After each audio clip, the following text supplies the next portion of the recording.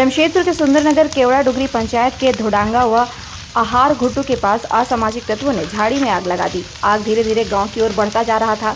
आग की लपटें और धुआं को देखते हुए गांव में खलबली मच गई। गांव में अफरा तफरी का माहौल हो गया। गांव की महिलाओं ने पंचायत क्षेत्र के मुखिया कान्हू मुर्मू को दूरभाष पर इसकी जानकारी दी। कान्हू मुर्मू ने बिना विलंब किए अग्निशमन विभाग को कॉल किया। थोड़ी ही देर में अग्निशमन विभाग के लोग दल बल के साथ पहुंचे। काफी मशक्कत करने के बाद किसी तरह आग पर काबू पाया गया। मुखिया कान्हू मुर्मू ने बताया कि असामाजिक तत्व अक्सर धोडांगा व आहार घुट्टू क्षेत्र में अड्डेबाजी के लिए आते हैं। उसके बाद इस तरह की हरकत करके चले जाते हैं, जो निंदनीय है।